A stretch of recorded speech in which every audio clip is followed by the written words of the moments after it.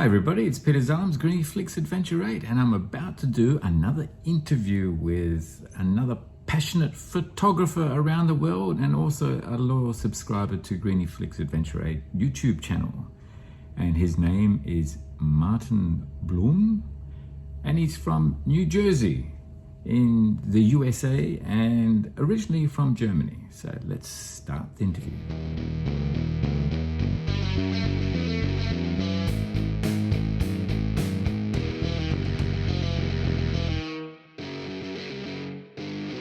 Today I'm continuing my interview series around my journey to photography, and I've got one of my wonderful Griniflix Adventure 8 YouTube subscribers, Martin Bluhm, here on the interview, and he's calling in from New Jersey. So I might let Martin give, Martin, maybe you could say hello and give a quick intro of who you are and how you came to be in this call.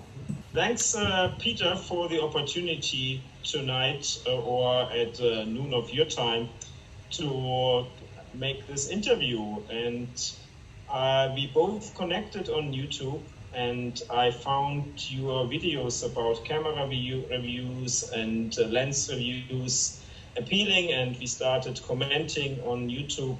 And I watched your recent first video with the interview of another photographer colleague of ours, and I thought that's a good opportunity, so I contacted you. And about my person, as you said, I'm residing in New Jersey and I am a passionate photographer with a focus in fine art photography, and we will discuss a couple of photos of mine in the remainder of this video. But yeah, originally, I think you can hear from my accent, I'm originally from Germany, and I came to the US about 16 years ago permanently.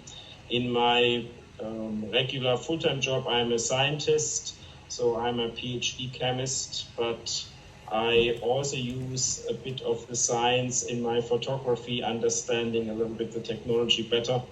And yeah, so I'm really glad to be here with you tonight and showcase my photos, and hopefully the viewers find it interesting what I have to say to each of the photos which we will discuss.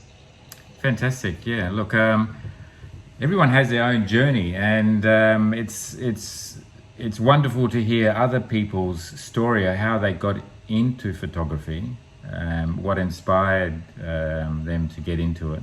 And maybe you can share a bit about your story on how it all started, however far back it went. Absolutely. My journey into photography started as a teenager. It was about 1985, and I inherited my first SLR, which my dad gave me. I believe it was a Canon FTB camera, which I used for many years, and I learned it pretty much on the scratch by myself.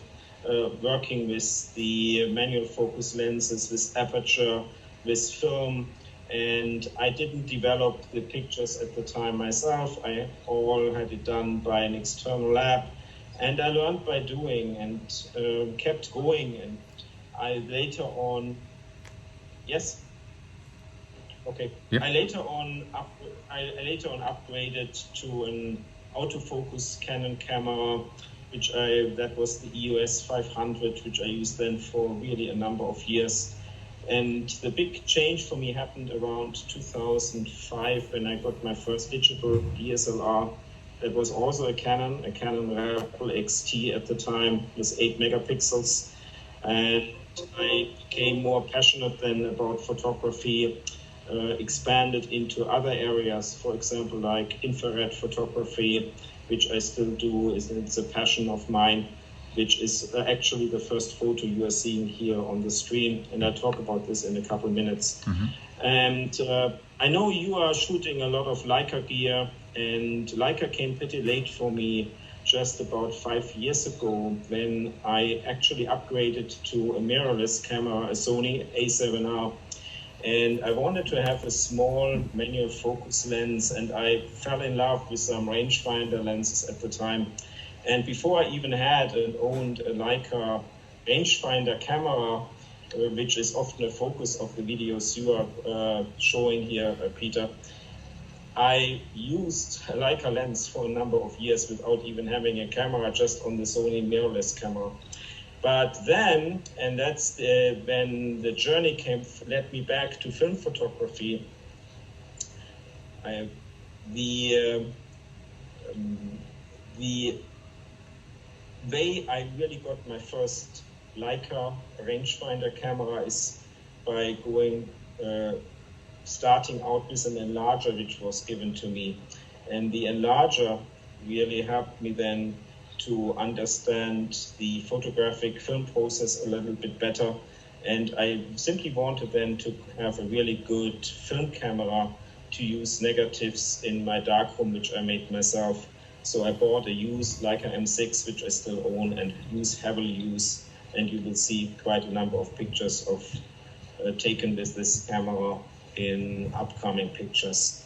And that's when I more and more upgraded my equipment with Leica camera gear, small, compact, both now for digital and film photography. So that's, in brief words, my journey in photography. That's great. I know my journey into digital photography was quite slow, using SLRs, Nikon SLRs. And my first digital SLR I got only in 2010, and that was the Nikon D700. But prior to that, my journey into digital photography, starting back in 2000, was with the small compact digital cameras. I guess that lent itself quite well to the type of stuff that I do, a lot of outdoors, travel, and things like that. I found that the first digital cameras, the quality seemed to be quite low compared to what you could get with film. And that was probably my hesitation to get into the digital side. Did you go through that process as well? Or? I did, and I didn't mention it because I stayed more with a little bit more advanced cameras. Really, my first digital camera was an P5, Sony P5 digital camera, compact camera, what we call now a point-and-shoot camera. And I had this between, I believe, 2002 till 2005. I still have the camera, but rarely use it these days. I didn't like in this camera that it was fully automatic, so it didn't give you the opportunity to choose aperture and exposure time. But the pictures it took, even just with 3 megapixels, were fantastic. It had a very good lens. It's a Zeiss lens, I believe, which was on this very small camera, very compact. But I really wanted to do more on a manual basis with cameras, and that's why I went back to DSLRs at the time. Yeah. So it's interesting how photography is moving right now, and with mirrorless and all sorts of cameras. It'd be interesting to see how, I guess, the compact digital cameras now are really action cameras, the GoPros and things like that. It'd be interesting to see how that evolves over time. But the infrared stuff, that's always been of interest to me, even when I was doing film photography. It always seemed really complicated. Well, I guess with film, you had to use infrared film, didn't you, in those early days? Yeah, it was vice versa. I started with infrared with a digital process first, and later went back and using infrared film, which I use currently now in parallel with my digital infrared. So my first picture I took with infrared was with my Rebel XT, which I mentioned, just with an infrared filter on top of the lens. And I used this lens technique, this digital camera, for at least, I believe, 5 years before I decided to buy a refurbished Canon 5D Mark II, a full-frame camera, and have it converted with a 720 nanometer infrared filter inside. And this is the picture you are seeing. This is coming out of this infrared converted camera, which has advantages. So you are no longer limited to a very long exposure time because of the filter, and the cutoff which the camera normally have in infrared always make you with a regular camera use a longer exposure time. But with a converted camera, you can use regular exposure times at any kind of aperture. This image was I took this a number of years ago, close by the area where I currently reside in New Jersey. That's at Sandy Hook. Yep. And it's a historic park which has these old officer buildings here in the background. And obviously, the eye catcher in this photo is the tree, which is fully white in infrared when you convert it into black and white from your magenta-looking RAW file. Yeah. And why this is because the foliage in infrared turns out always being very white and very bright, because it has some molecules inside which are very good in reflecting the infrared light. And this gives this really, really contrasty look. I personally really like in black and white, especially. Here with the grass and the tree foliage all very bright in white. And the houses, obviously, and the rooftops are not reflecting infrared light really well. So it looks very dark, and it's a high contrast image.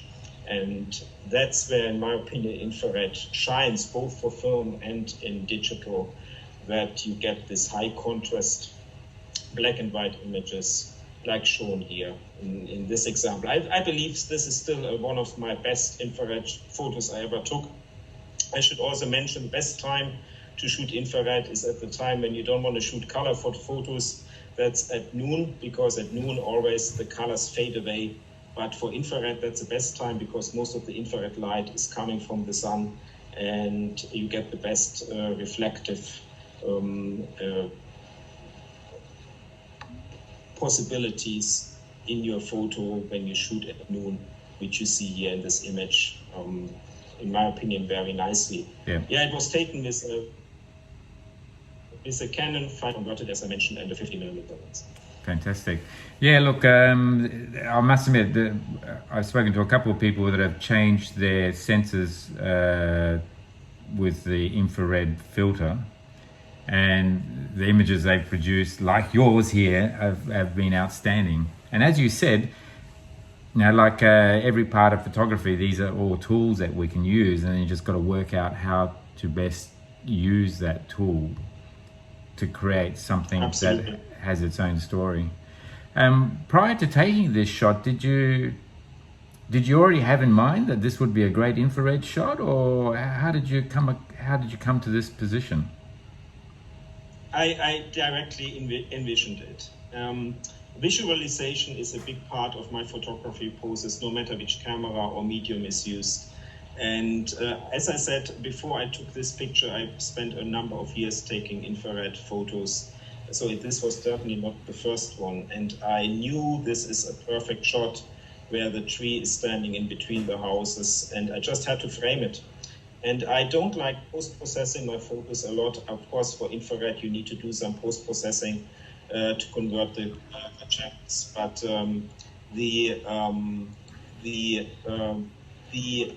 what is really here happening in this case is that you frame and compose it as you want to have it in your final image. And that was definitely shown here perfectly fine and captured it like in this way. And I do the same with film infrared photography, where I simply also apply the viewfinder according to the composition, and I frame it in the way I want to see it, expose it according to the film, and then develop it accordingly. And normally it gives me the image I envision. So when you're shooting infrared film, then do you have to use a red filter still, or not?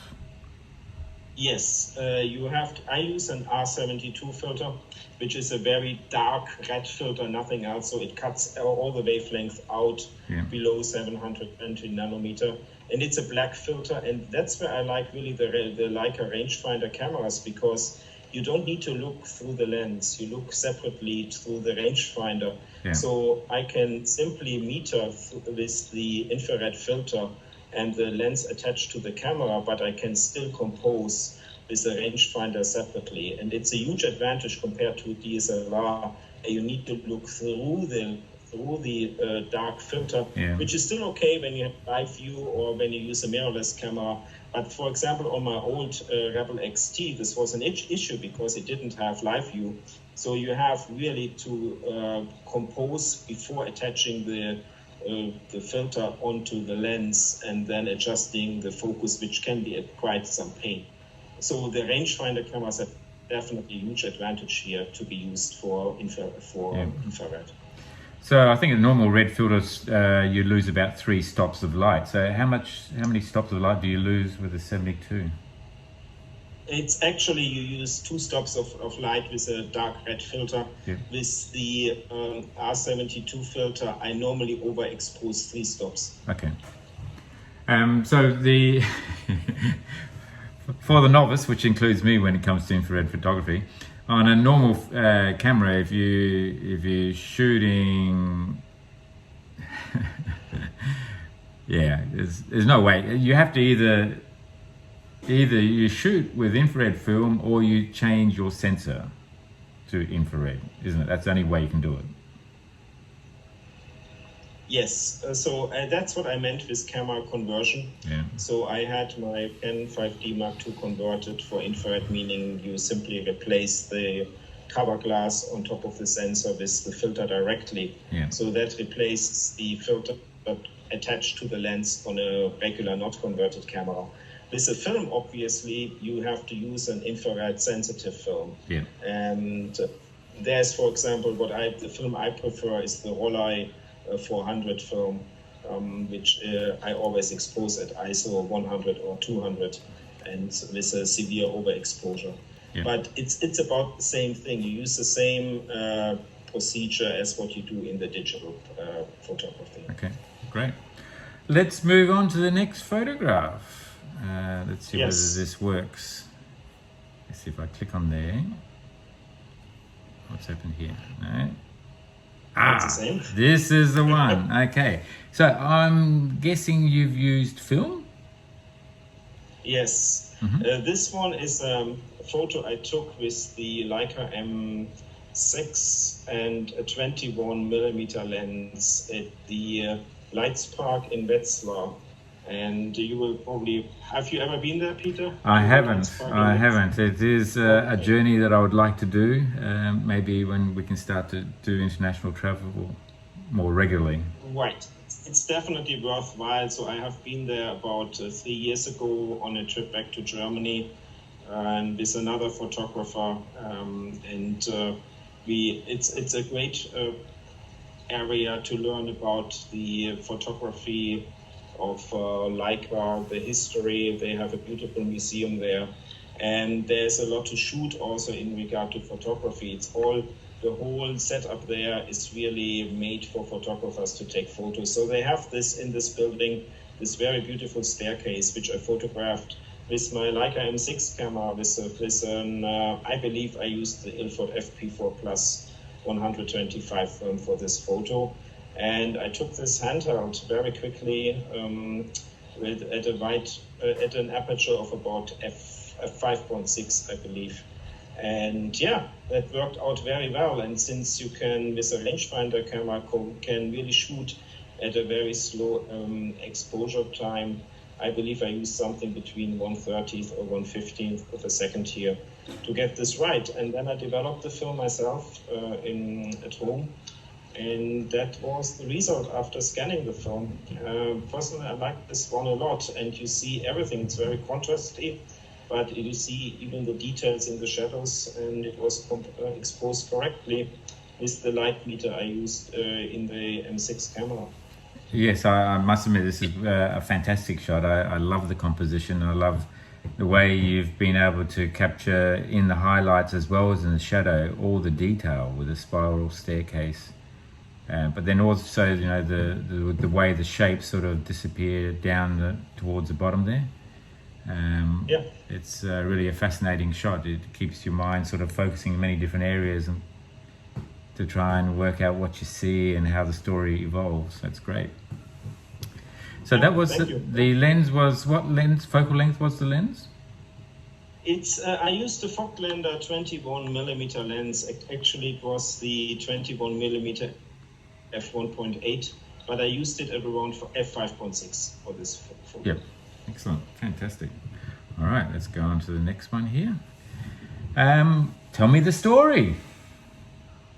Right, so this is a different one. It's also taken with film, also the same film, Ilford FP4 Plus 125, but it's not taken with a 35mm camera. This one is taken with a medium format camera at a junkyard in New Jersey, and I used my Mamiya RC67, which provides a 6x7 inch negative size. So you get this beautiful medium format effect here, together with an, I believe, 110mm lens, Mamiya lens, which I used here for this example. The camera is very hefty, very heavy to carry, so I used a tripod for this shot. And this 110mm lens translates to about a regular focal length in like about 50mm in 35mm in full frame or 35mm frame size. But again, if you look closely at this image, you see the foreground here is very sharp. It comes out with all the details of the decayed metal structures, and it blurs out nicely towards the background. And that's what I would see as this a little bit three-dimensional medium format effect, which came out really, really well here. It's one of the best shots I took from the cars I took at the junkyard.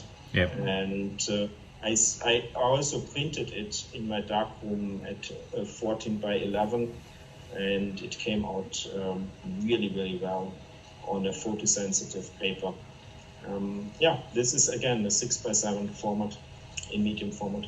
Very nice. Yeah, I do actually have the Mamiya 6.7 also from way back, but I haven't used it since the 1980s. It might be time to get it out again, I think. All right, another fantastic composition and texture and everything. But yeah, tell me the story on this one. This one is actually taken again with my Leica M6, and the photo is on. I like sometimes to take photos in a little bit unusual way. This was taken on the Princeton University campus, and I believe it's something less common, and it's from a statue at the physics department there, I believe. And the statue is much bigger, and I wanted to use just a part of the statue in the light I had available at the time, and I made a walk around on campus. And I envisioned it again before I took the photo. And the reason why I used this film, and I really like this FP4 plus 125 film, it's something, it brings out the gray tonality extremely well if you expose the film accordingly. And I know a lot of photographers shoot with a very high contrast films or want to bring out high contrast images in black and white. I am more on the side, I like to bring out tonality of film very well. And that's where this film is extremely well made. And I like this one and the Pan F Plus 50 film, which is a stop faster, are my preferred black and white films in any kind of formats I'm shooting. And this is a very great example where this worked out well, exposing it in one shot like this with my camera. And what kind of lens did I use? I used a 50mm lens. This is, I believe, I used my Summilux 50mm f2 here at f8. So I used it close down to f8 to get really the better depth of field from the front to the further end of the scene. And yeah, exposure was right. It was a sunny day, so no problem to expose an ISO 125 film here. And yeah, this is the image I got out of it. So nothing wrong. And how do you do your digitizing of your film? I use scanners. I try different kind of ways. For 35 millimeter frames, I use a plastic 8200 AI scanner, because it provides me the best sharpness for my negatives. And I simply use the software. You can use all kind of softwares. I personally use the ones which came with the scanner, the Silver Effects. I got used to it. It's not the easiest to use software, but it works well after you learn how to maneuver through it. And yeah, then it's only a little bit of post-processing after the scan, increasing contrast, and that's it. Yes, I suppose handling negatives is always a challenge. I guess you get dust and you get marks and things like that on the negative. You have to be really careful, don't you? Well, you have to use a dust blower, a simple dust blower like this one here. Yeah. Whenever it's not frozen here, you might see it. There, yep. It's a simple dust blower. So you blow the dust a little bit from the negative first. So you still have some little dust plumes after the scan, and you do this in Photoshop, removing it. Takes a couple of minutes. It's tedious sometimes, but I try to avoid dust early on from the development, also by drying the film and then instantly scanning it as soon as possible, and putting it in archival sleeves to avoid dust whenever you take it out later on. For example, when making a print with a negative. Yeah. Excellent. Okay, so then this one here, what's the story behind this one? Yeah, this one is a story again, some less common shot of an otherwise very scenic and very touristic area in my hometown in Germany, in Schwetzingen. And they have a castle garden there, and I often venture out into this castle garden. And again, I used in this case, one of my film Leica cameras, actually my oldest one, which I got at an auction for a very good steal. That is taken with a Leica 3C camera, which has a screw mount. And actually I used one of my favorite fast 50mm lenses. This is this one here. I show this this image. So that is the Leica Summilux f1.5 lens. It is 50mm focal length. And I love this lens both on digital and film because of its beautiful background blur this lens provides, wide open. This one was stepped down, I believe, to f2.0 or 2.8. I don't fully remember. I believe it was maybe closer to f2.8. And it still provides this kind of really beautiful background blur. No other lens gives me this, I call it a little bit crazy blur in the background, but it gives me then a little bit stepped down, a good sharpness to get from the foreground to the background, including the blur in the background. Yeah, and this again, I don't need to tell which film I used here again. It's the FP4 Plus 125. And again, you get the nice tonality here in the grayscale and very good contrast. Fantastic. Yeah, I love the, like you say, the blur, the bokeh, the swirling bokeh in the background there is really quite amazing. Okay, and we're going on to the next shot, and this is, it looks like a large format shot again of the tower and the bridge. Yeah, that's a little bit larger, and again, another camera, which is now my preferred medium format camera, and that is the Hasselblad 500 CM, which I also got a couple years ago, and it's a very compact medium format. I like it because it provides me with a square format. I prefer the square format which the Hasselblad has in 6x6 inch film size, especially for landscape photographies. And that was taken here with a 50mm lens. The 50mm in medium format is something about 28mm field of view in 35mm in full frame. So it gives you a wider angle, wider field for this specific shot. And I framed this all on a tripod, and this was taken in South New Jersey at an old iron furnace. That's an iron furnace, an old broken down iron furnace, and it has this ruin with a beautiful curved stone walls around it. And I framed this all when suddenly people walked into my picture, which I normally don't do much, but actually here I instantly saw that looks great in black and white. I visualized it. So the person talked to what turned out later, I believe, her husband, which you can't see it because he was behind the wall on the left. So she was talking to her husband, and the dog actually saw me first in the pointing my camera directly to them, and it looked at me. And that's when I released the shutter, because I said, well, that's exactly the shot I want to have. I have some people there to give the size, to give an impression of the size and make it a little bit more vivid.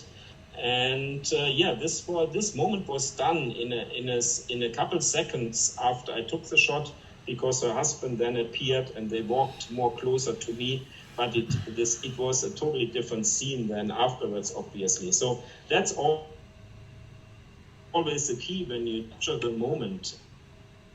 Yes, I must admit, when I go out to try black and white with film. Yeah, I must admit, when I go out taking photographs also, sometimes I'm totally uninspired, and sometimes I just find I just have to set up a shot somehow, and then wait there a little bit and wait for some action to come into the frame to take the shot. And you never really know when that's going to happen. And I think you've done a great example here of that. I was also lucky. Sometimes you just need a little bit luck. I actually took a picture without them before they walked into my photo, and it looks a lot more boring. I like it really a lot more with the person and her dog really being here part of the composition. Yeah, absolutely. Okay. Yeah, so this one I looked at a couple of times, and at some couple, you're not quite sure whether this is a painting or a photograph. Yeah, and if you go back to it, can you just go back to it before we go to the next one? Oh, back to the... I want to mention something else. Yep. So this obviously I scanned with a larger format scanner. So I used an Epson scanner, the V850 for this. So I used this for the medium format and large format negatives I take. The large format camera, by the way, is behind me. That's looks impressive. That's my 4x5 inch large format bellow camera, which I use less commonly, but I use the same scanner to scan the larger format negatives like this one in very good resolution. For the smaller one, I use the Plus stack I mentioned before. Yeah. And it comes out with a very good tonality and very good resolution. Yeah, it's brilliant. Excellent. Okay. So this is the dam. Yeah, the next one is also in New Jersey. I took this picture last year in about the same time, maybe in October, 1 year ago, and this was taken with digitally with my digital Leica, which is the Leica ME240, which I really enjoy these days for taking digital photos. And I took this on a tripod with, again, the 21mm lens. The difficulty here was that to capture all the tonality in this one single shot. And I tricked this a little bit. So to do this right, I used the in-camera, I would say HDR. It's not a real HDR, but you simply can take one shot with 3 or 5 different kind of exposures. So I used here 3 exposures one underexposed for one overexposed and one at the correctly metered exposure. And then you combine them into the picture you see here. And it gives you the nice tonality at a little bit longer exposure time overall, which you see beautiful here at the lower left part with the dam and the water coming down. But you see beautiful also the exposures correctly at the end of the photo towards the background where you see the fall colors. Yeah. So when you zoom in a little bit more, if you can do this in Lightroom, I don't know if you can just zoom it in a little bit. You see the fall colors here really nicely in the background, a little bit going towards red and the yellowish at a really good resolution, even at 24 megapixels. Yes, that's right. So I presume it was a calm day, so there wasn't much movement in the trees and the leaves. No, it was very calm. There was no wind at all this morning. Yeah. It's very nice. All right, so it looks like we're back to the Hasselblad.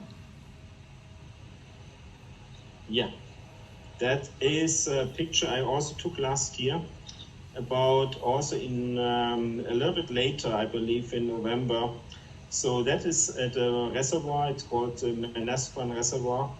And at a specific time, they drain the water before the cold time of the year, because they want to make sure when the ice comes in and you get the molten ice later this year, that the reservoir is not overfilled. So they drain it before the ice can actually occur and lead to some potential damage. So I picked just accidentally last year the right time to go there, because that was the time when they just drained the water out of this reservoir. And then all those really broken trees and old roots and stems all show up, which normally are not seen because the water is raised much higher. And I took pictures here again with the film, this FP4 Plus 125, and with my medium format camera, and on a tripod here with again the 50mm lens, which translates to 28mm focal length on full frame. And you see an incredible sharpness at stopped down aperture with film on medium format here. So here medium format helped me to get a really good depth of field when stopping down the aperture. Yeah. So the opposite, what often people use medium format for, is for portraits, where you want to have more blurred out background. Here I use just the opposite, to get a really rich, sharp pictures by stopped down apertures at low ISO. And this worked out extremely well here with my Hasselblad and the 50mm f4 lens.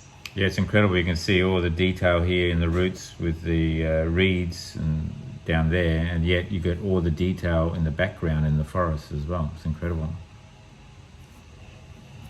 Yeah, it's one of my favorite pictures of the day I took there. Yeah. And this was in black and white.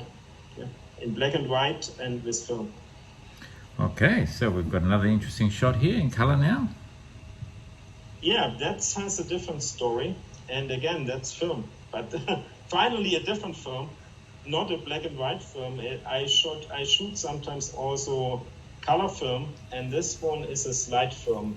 This is done with a Fuji Provia 100F film, which I also developed myself. And the picture itself was taken in Jersey City.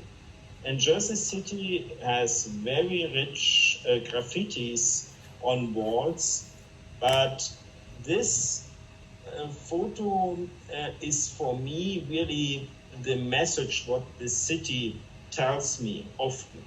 It's a mix of a lot of really graffiti-like, old, a little bit rotten structures. And I found this one here behind a fence, because you see a lot of fences there with barbed wires even on top of it. And you see nature, which is also in Jersey City.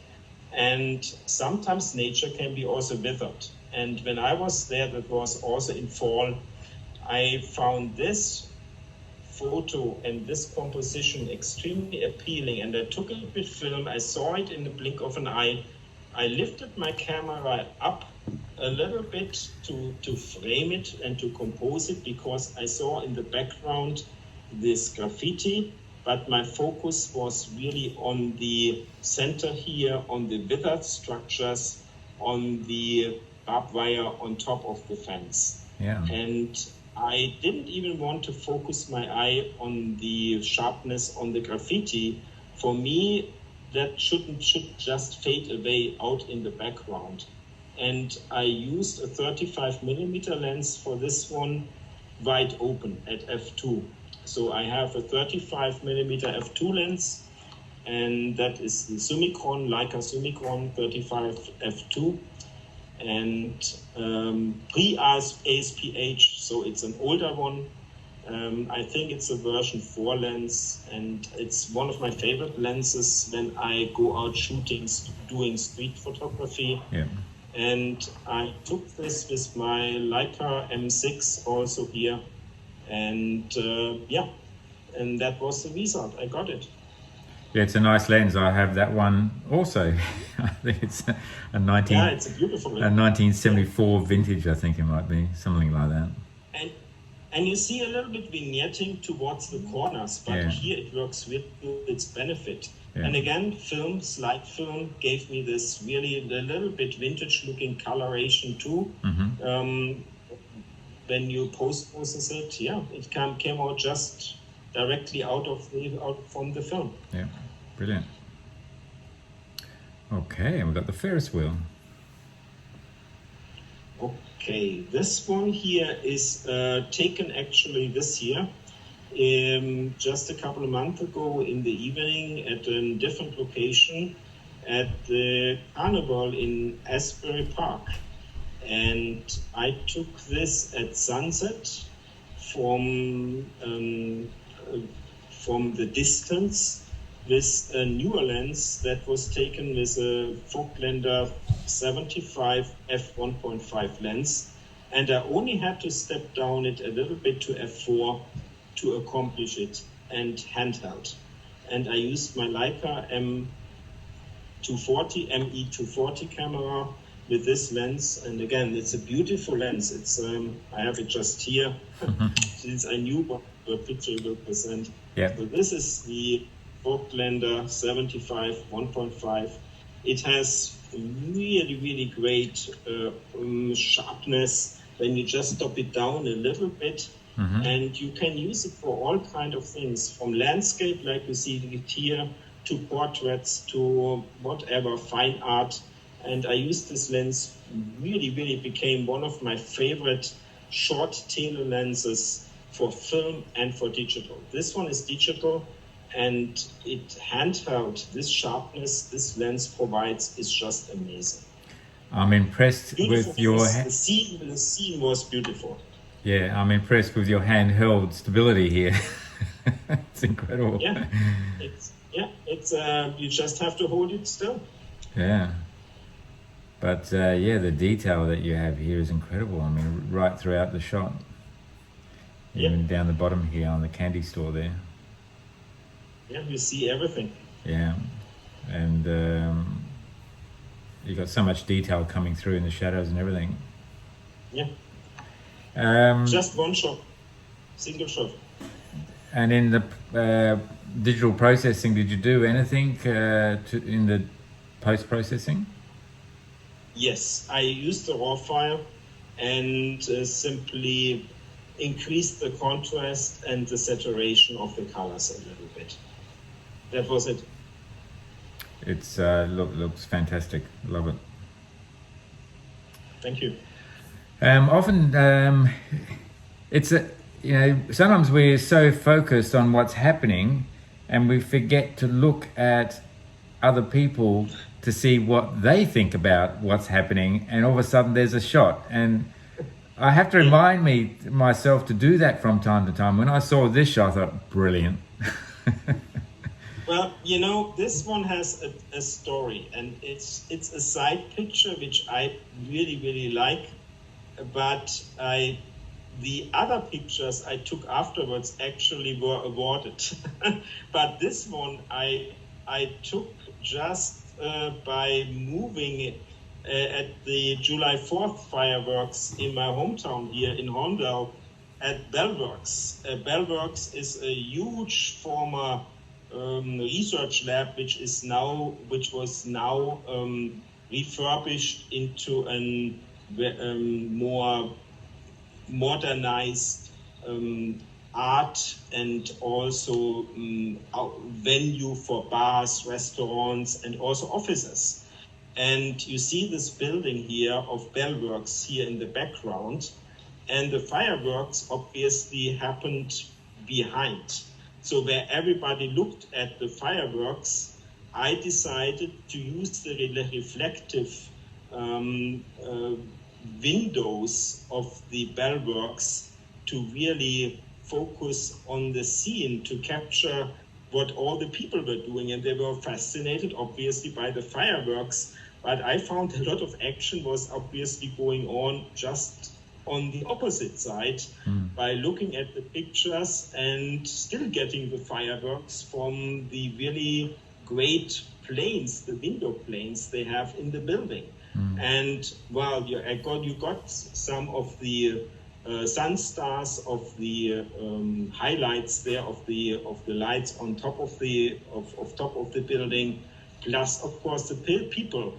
And it was just one shot I took very quickly with a, I believe, 28mm lens I had on my camera, again my Leica M240 camera, and I got this shot by capturing the people.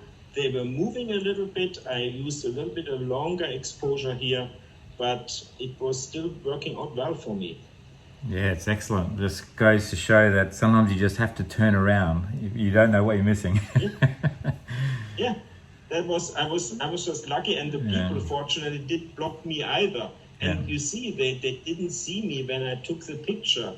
And that's the advantage when you have a small camera and a small lens. Yeah.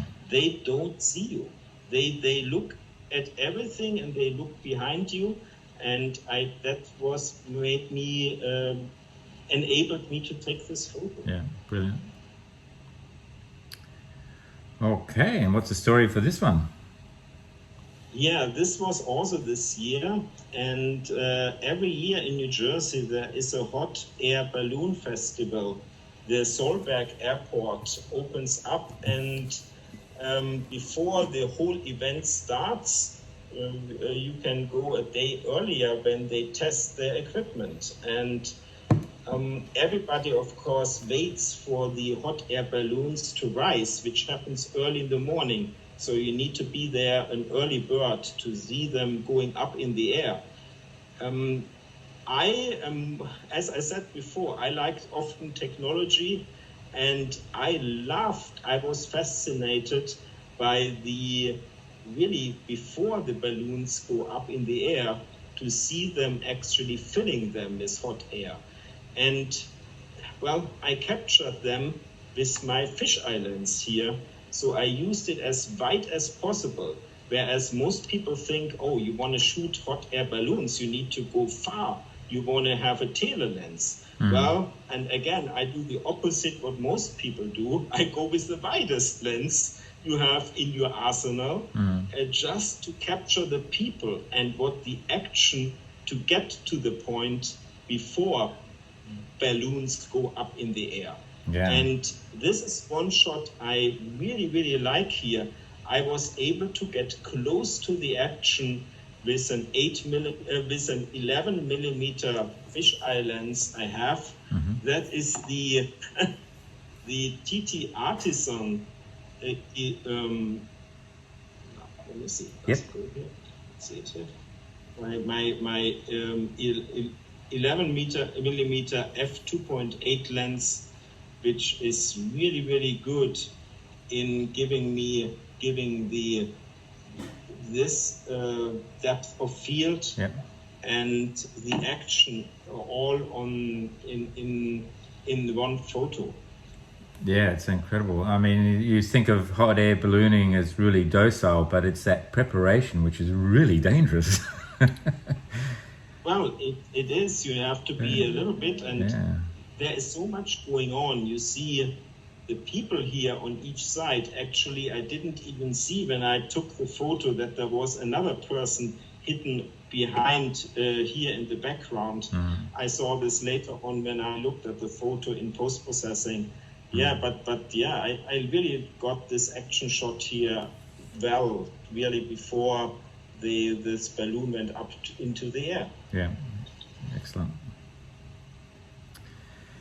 Yeah, I like this one. Again, it really has an emotional feel to the shot. Yeah, this one is was also one of those very fast moments where I had to be fast. And you might think that this is a digital shot, but it isn't. It's taken with film. And I took this in summer this year. I went with a couple friends of mine to the Flatiron building. We wanted to look at an exhibit, to have fun. And so we went to morning brunch to this restaurant here. And I had my black and white film in there because I'm like really, when I go to cities, I really like shooting in black and white because I like structures and patterns. And this restaurant had it. And I turned around. I was sitting at the table with friends again to the other side of the fence. I turned around, like in the other photo I showed at the fireworks, turning around, and suddenly I saw that scene of the ceiling caught my eyes with the fans, with the rotating ceiling fans, people on both sides of the frame, and then the light, the morning light coming through the window, through the door, and lighting the chairs and tables to this. And I didn't have much time because I saw more people entering from the other side. So I shot this wide open f2.8 with my, I believe, 1/15th of a second, and I hoped for the best. And well, film gave this to me. Can you, Peter, just zoom in a little bit into this image to the end here? Yes. Yep. Can you just zoom in? So here is where, to me, film shines. And I use this as an example in my black and white workshops. You see how the light is fading out through the image, really going around, bending around. And that's what film does. You see the grain, but you also see the light halo, the halo going around the otherwise hidden structures where the light goes around it and bends it. And that's why I love film, for exactly this reason. The light benditure and giving you this cast. And this camera. Now I'm frozen. I don't know if I see me. You may see me. Yeah. This one here is really the lens I used, the camera I used here.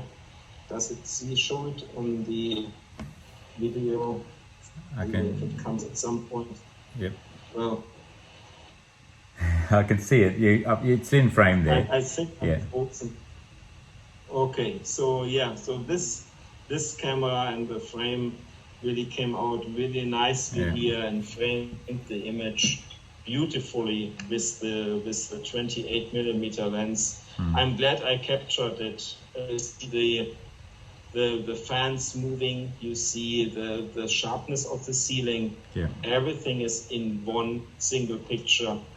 I think if I'm proud on one black and white shot, then it's this one. Yeah. It has all the elements in here. Yeah, excellent. Okay, well, this is an interesting one as well. The fisheye lens again? Yeah, here I went to an airport with an Airshow, and this was a dismantled propeller, obviously, but it caught my eye, and I had not much distance to move there because the image shows as if there is a lot of width and really ways to move around, but it wasn't. So I had to squeeze myself in, and imagine or not, I only had about a couple centimeters between me and the top end of this propeller.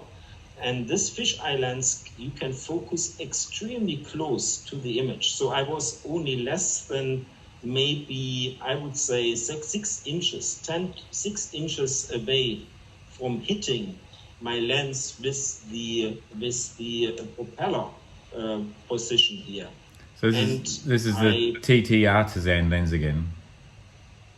This is the TT Artisan fisheye lens again, the 11 2.8, which I only stepped down to f4 maybe here, and I used it on my Leica ME240, and beautiful. I used an electronic viewfinder in this case to make sure I really get it sharp in the center. And then I took it in color, but then I converted it in post-processing to black and white. So this is a digital photo. Yeah. It would have been impossible, well, very hard, I would say, not impossible, but very hard to get this with film because it was very dark. So I had to crank up the ISO a little bit. And digital had an advantage here over film, for sure, to take this shot. Yeah, that's what I really love to do, just to see the scene. Yeah, and this one is one of my latest photos, actually. I did a road trip to Pennsylvania, and I found this shack here, and you see the image of an old car with people standing around it, and that's original. And the picture itself would have been very boring just by looking at it from this perspective. Again, my medium format camera here with 50mm lens. I always fall back to the same lens and the same camera when it comes to these scenes. And I waited and I saw this car coming from the other side of the image going in. And I said, well, I have a car here and you have a car here. Maybe I'm able to capture it with a little bit of movement in the frame. And I had no time to use an ND filter or whatever. So I simply closed down as much as I could. I closed down the lens to f16 or f22 actually, to really slow me down in the exposure time to shoot it just with 1/30 of a second.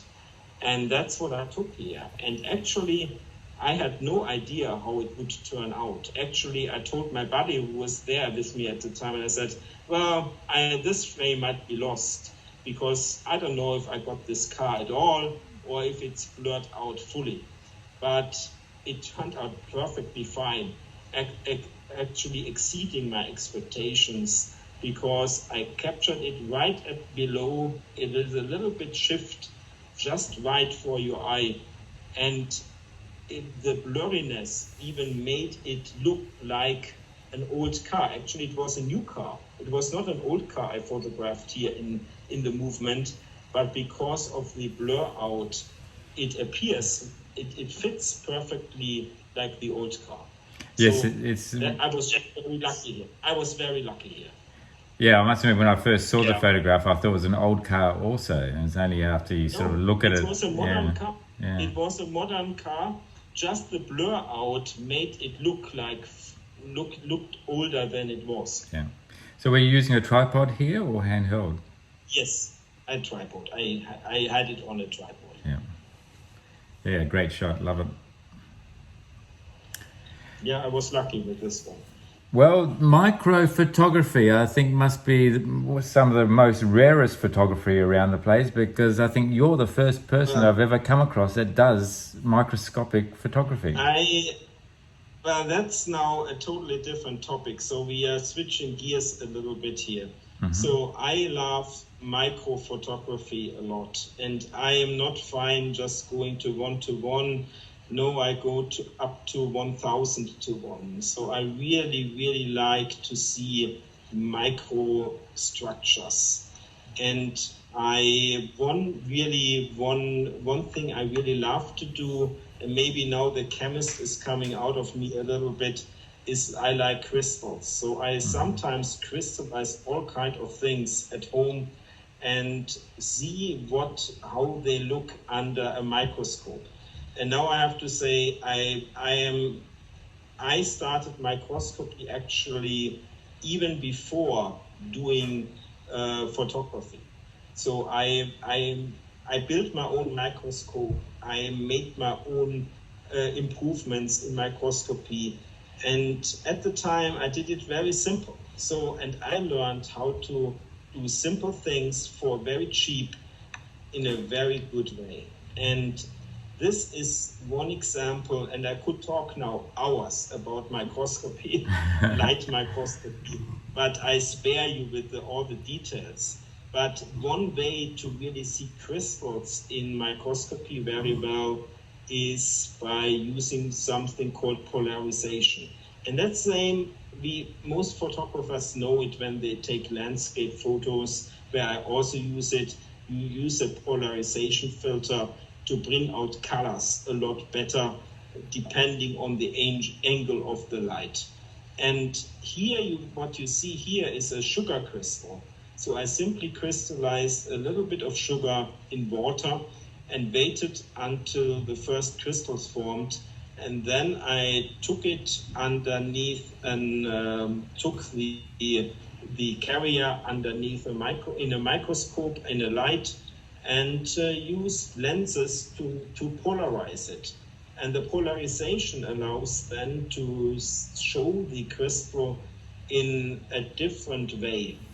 And depending on the structure of the crystal, this has to do with the unit of the cell, the unit cell, depending on how they add to each other in stages, you can find some really, really interesting things, how it turns out. And sugar looks like in about 40 or 50 times of magnification. Yes, it is definitely another world. I guess it's a bit like astrophotography, which is also another world. So here you're just going into the astro of minuscule stuff versus... it is astrophotography is just the vice versa of microphotography. Yeah. Yes. Incredible. Yes. And the picture itself was done, I should maybe say this, I used a mirrorless camera for this one. I used my Sony A7R, and I had to stack several layers of images to merge them together to get to this shot. Actually, I used about 15 to 20 different photos to stack them to get to this shot. And that was to get that depth of field, I presume. Yes. Yeah. Absolutely right. Yeah. Okay, and we've got another one here. Wasn't quite so. Tell me the story. Yeah, this one has another history. So, as I said, I develop my films myself. So the photographic films, and one developer is Xtol. You might have heard of it. Xtol is a very common developer used for less contrasty photos, and I mix them with other more contrasty looking developers and make my photos, my black and white photos this way. It's again a topic for itself, but Xtol, every developer also crystallizes. And this one is Xtol crystallized in water. I forgot exactly which concentration I applied here of the developer. And I photographed it magnified at about 40 or 50 times, or maybe 100 times. And when you do this, when you look at focused areas of your photo, you might see some very interesting effects. Like, for example, you see a face here, very likely. Yes, that's right. That made it easy for me to take this image, Yeah. because I saw this face-like crystal. And that's something where science and art combine nicely. You see science on one side when you think about what kind of chemical it is, but in the end it forms some artistic looking images as crystal. So you have a great combination of both. Yes, and even in this face here, you've got that little love heart here as well. So you can imagine that this face is thinking Yes. about this beautiful image that it's viewing. And Yes. almost like And it's unique. butterflies here as well. Like a butterfly, yeah. Yeah. Absolutely. Incredible. Yes, that's definitely a different world. Yeah. Well, and that's an old one. It goes in the same line. I don't even remember how I did it here. I think I used some fertilizer I had at home and simply dissolved it in water and also crystallized it and simply looked how it came out. And here you see very good the blur out of the crystals to the background. So because there are different layers of them on top of each other, and I only photographed one layer here and let the other one disappear in blurriness into the background. And you still see in polarized light, I polarized the light again, you have different kind of coloration here coming out at different layers. And that's what I photographed here. Yeah, I can see little seahorses here. So it looks like almost like a digital underwater world. Everybody would see other things here. Yeah. You know, some might see seahorses, others see needles. Yeah. That's the interesting thing. Well, these are fantastic photographs. I think that's the last one. Yep, that's the last one there. Martin, I really appreciate your time. Sure. Your photography is very creative. You can see years and years experience in composition, in understanding the way light works, both in polarizing light for your microscopic photography, but also, you know, the infrared. You know, what I just find listening to people, just finding their stories, just, you know, gives me that inspiration. Now I want to go outside and take a photograph. Yeah, that's great. You know, Yeah. when you inspire other people to do something, that's part of my job. I see it, you know. Yeah. And that's what I try also to bring across in my workshops when I teach photography. Excellent. And in your workshops, how do you promote those? Through your website or word of mouth, or? I promote it on my website, on Instagram, on Facebook. Yeah, that's about it, yes. Okay. Well, what I might do is get you to sort of forward me some of those links, and then when I make this video, I can put those links in the video. So if people want to That would be great. if people want to Yes. reach out to you directly, then they can do so. And Absolutely. if you want to use this video in any of your social media, then please also do so. And Yes. that would be wonderful. And maybe one day, when we're all traveling again, I might be able to get across to the States. It'd be lovely to visit you as well. Good. That would be fantastic, Peter. I would love to. Yeah. Yeah. To meet you in person. Absolutely. And likewise, if you ever find yourself venturing, you know, to Australia for the great wilderness of Central Australia or anything like that. Oh, that would be fascinating. I would love it. Yeah. Are you a motorcyclist by any chance? Just No, I'm not. I haven't tried motorcycles yet, to be honest. All right, well, maybe that Outback four-wheel driving might be more your cup of tea. Excellent. Okay. All right, well, again, thank you very much. We had a bit of a few technical issues getting started, but at least we've got something now. I should have enough material here to put it all together. I will probably... Yeah, I think I was frozen sometimes with the camera. I don't know how this came across in the video in the end.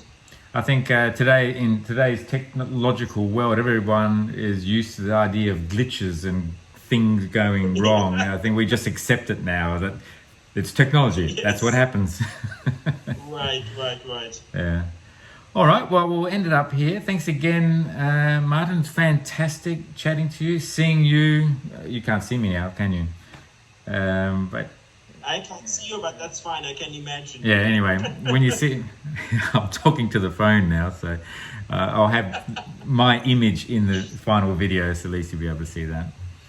All right, have a fantastic rest of day. It's night time for you, I believe. Right. Yeah. That's okay.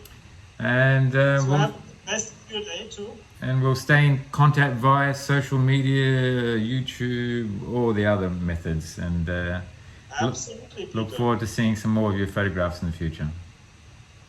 Okay, much appreciated, and thank you for the opportunity, and hope to see and hear a lot from you in the future too. Excellent. Thanks, Martin. Okay. See have you a good then. one. Bye bye, everybody. Bye bye. Well, I hope you enjoyed that video with Martin. I surely did, and the infrared photography as well as the microscopic photography, I think, was fantastic, and then also some of the street photography that he also did, and the large format was magnificent. I'm going to have to do more of that myself. Every time I talk to other photographers, regardless of their background and profession, it's always inspiring. I hope that's been inspiring for you as well. So thanks for watching. If it's the first time to my channel, then please do press subscribe and press notifications to be notified when the next video is out. If you like the video, then give it a thumbs up. That helps with the YouTube algorithm. Make sure that other people with this, who have an interest in this sort of content, also see the video. If you would like to be interviewed also with regards to your journey to photography, then do reach out to me through the YouTube channel, and we'd love to set something up, and so that you can also share your experience and your knowledge and your journey with others, and hopefully that will inspire them as well into photography, videography, or any other form of photography that there may be in this wonderful world that we live in. So thanks again for watching. Look forward to seeing you on the next video. Cheers. Thanks. Bye.